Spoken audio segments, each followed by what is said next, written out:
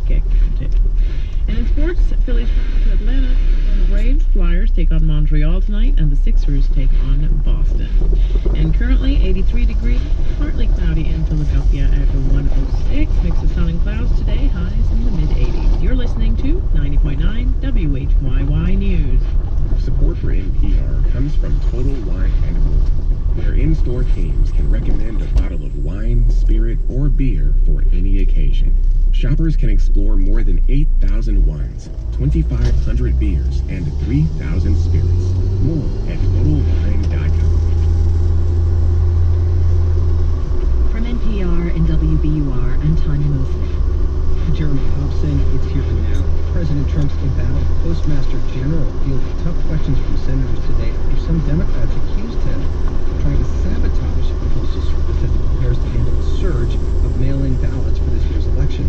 In a virtual Senate hearing, Louis DeJoy blasted what he called false narratives about his plans to shake up the Postal Service and repeatedly assured members of the Homeland Security Committee that the Post Office is ready. Since my arrival, we've established and extended a task force.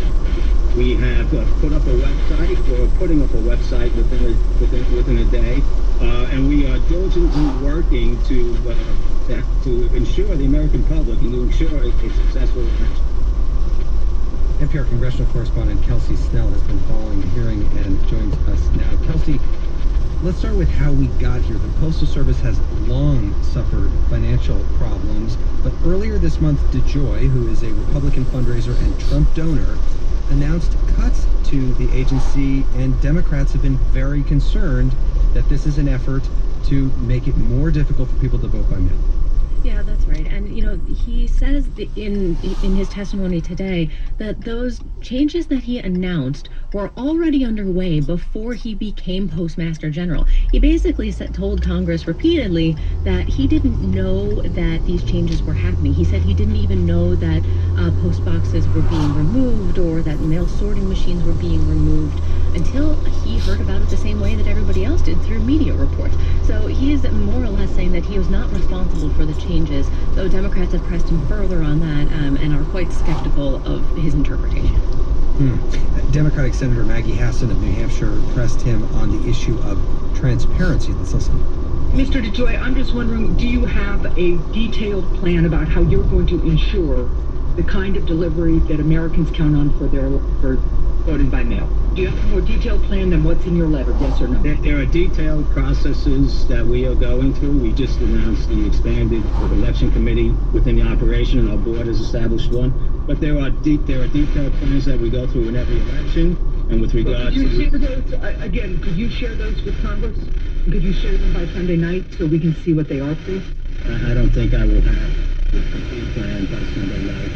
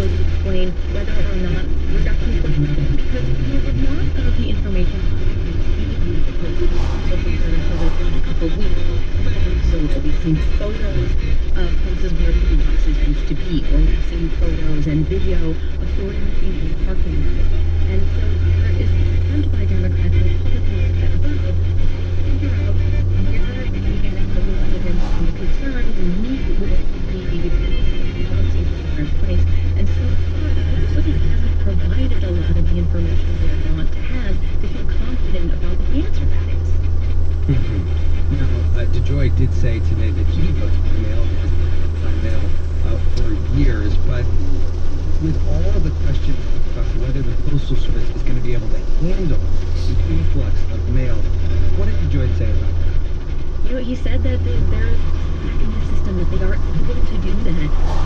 But one of the things that Democrats had pointed out to me over the past couple of days is that, the system that they're taking out of the board others essentially. They need to out there. Everybody's got a theory over Process the way that DeJoy is saying they're going to. And DeJoy is going to appear before the House as well. We're watching their articulate for more information on his appointment and his potential conflict with the president, which is significant. That is NPR's Kelsey Hill watching a hearing today on Capitol Hill with Louis DeJoy, the Postmaster General. Kelsey, thank you. Thank you. Well, the first virtual Democratic National Convention has come to a close, with Joe Biden giving a sweeping message to Americans. Let us begin, you and I together, one nation, under God, united in our love for America, united in our love for each other. For love is more powerful than hate. Hope is more powerful than fear. And light is more powerful than dark. This is our moment. This is our mission. History will be able to say that the end of this chapter of American darkness began here, tonight. As love and hope and light join in the battle for the soul of the nation. And this is a battle we will win, and we'll do it together. I promise you. Let's take a look now at the present and the future of the Democratic Party, and for that we have Joshua Harris Till. He's the president of the Young Democrats of America. Joshua, welcome, and this all-virtual convention, was it successful?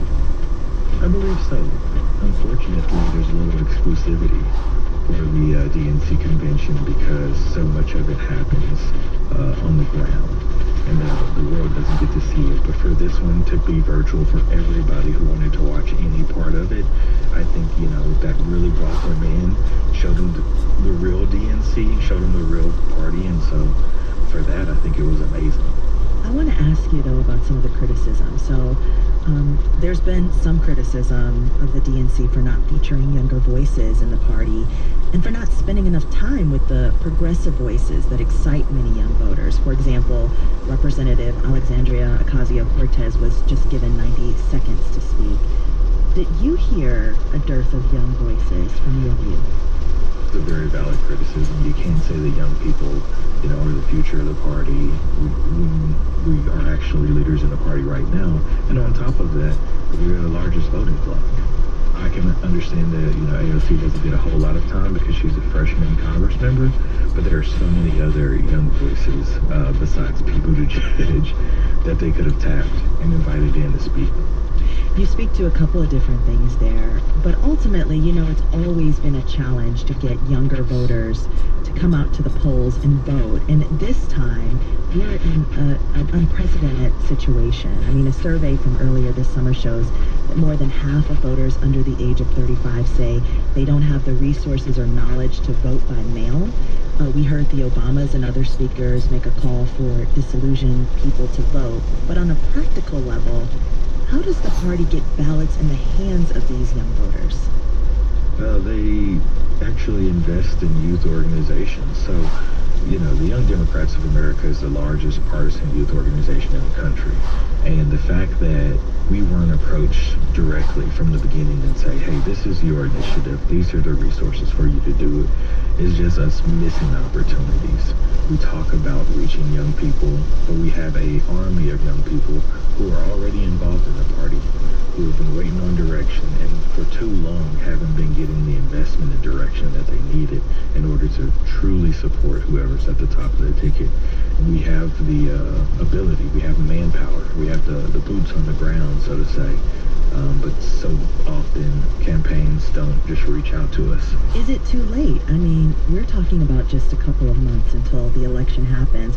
Are you confident there's enough time to turn this around or deepen those relationships with young voters in these organizations that you're talking about?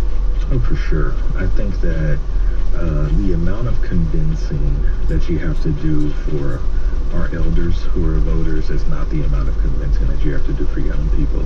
You show us that you care, you make an investment, and we'll support you. That's why Bernie Sanders did so well. That's why Beto did so well. because they knew that young people were their base, and they spoke to them directly. They didn't have to spend 30 years fostering relationships.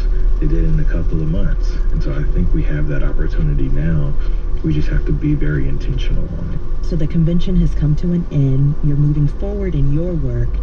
You're pushing for a call to action from the Biden campaign to really engage with younger voters. Are you feeling hopeful for the fall? You know, I am. I think that what we saw the last couple of days was just inspirational. Seeing Braden read a speech, having the young lady whose father passed away from COVID speak some very powerful words. That's what, we're doing this for. That's why we love this party. That's why we haven't given up on it. That's why we can remain hopeful, because there's so many different reasons and so many different people who may have had it a little bit harder in life than we have, and they still believe. And so we have to believe for them, and we have to create a better environment, a better country for them. That's Joshua Harris Till, president of the Young Democrats of America. Joshua, thank you so much. Thank you for having me. It's here now.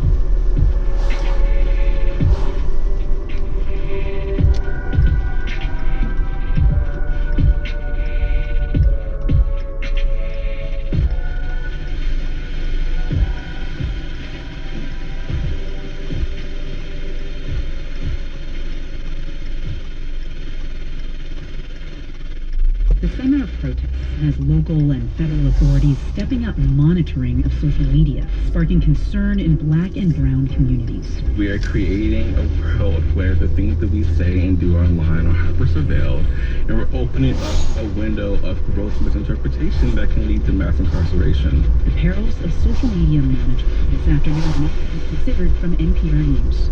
Today at 4 on WHYY. I'm Jack Lepiar's. Global coronavirus cases are now at more than 22.7 million, with nearly 795,000 deaths. In the U.S., researchers at Johns Hopkins University count nearly 5.6 million cases and more than 174,000 deaths. However, new figures from the Centers for Disease Control and Prevention show the actual death toll may be even higher. CDC says as many as 215,000 more people died in the first 7 months of the year than over the same time in 2019. It says deaths among minorities have risen especially fast. Tropical storm Laura has formed in the eastern Caribbean, with another expected to form further west later today or early tomorrow. Laura and the expected tropical storm Marco are both expected to become hurricanes and threaten the U.S. Gulf Coast early next week. You're listening to Here and Now.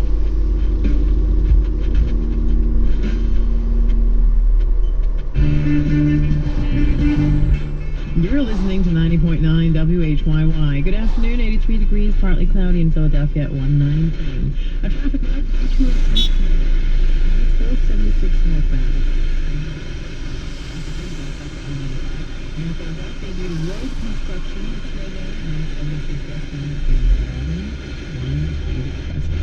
Sacramento, stay with WHYY. Supporting WHYY, sizzlefish.com, delivering natural fish and seafood directly to consumers' homes. Sustainably caught, frozen fresh, and packaged for home meals. Learn more at sizzlefish.com. Families are facing difficult choices. How many people do you allow in your bubble? What if you don't feel safe but don't want to hurt feelings? What is safe? News from WHYY 90.9 FM, your NPR station, is safe, trusted, and fact-based when you need it most. Funding for Here and Now comes from the listeners of WBUR Boston and from your NPR station. From Hint, maker of fruit-infused water with no sweeteners or calories. Hint's 25 flavors include blackberry, lemon, and clementine. In stores or at drinkhint.com. It's Here and Now. The Ellen DeGeneres show fired 3 senior producers this week after weeks of mounting pressure on the show. Former employees claimed that DeGeneres oversaw a hostile work environment. NPR TV critic Eric Deggans joins us for more on this. Hi, Eric. Hi. Well, and at the start of this year, Ellen DeGeneres was honored with a Carol Burnett Award at the Golden Globes. This is what she said then.